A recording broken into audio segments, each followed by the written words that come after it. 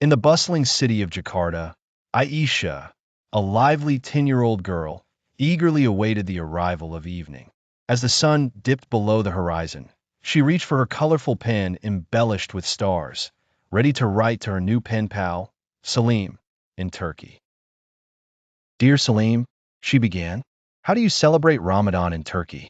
Here in Indonesia, Ramadan is a beautiful time that brings us all together with love and harmony. Thousands of kilometers away in Istanbul, Selim, an inquisitive boy the same age, read Aisha's letter with delight. He thought about the joyous ceremonies and practices that marked Ramadan in his own community. Excited to share his experiences, Salim drafted a reply. Dear Aisha, in Turkey, Ramadan is a time of great tradition.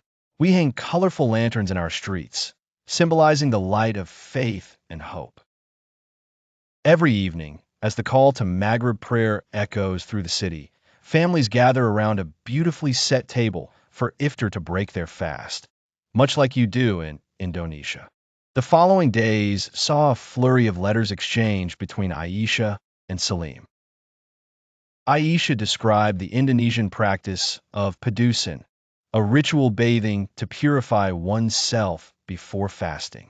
And we also have Ngabuburit, where we wait for iftar by spending time with family and community, often sharing visits to the mosque and engaging in charitable acts, she penned. In return, Salim shared tales of the sahur, the pre-dawn meal in Turkey. Our mothers prepare special dishes to provide us energy throughout the day. The mosques stand tall, their messages of peace resonating within our hearts, he detailed. He recounted how they visit friends and relatives, embodying the spirit of hospitality and generosity.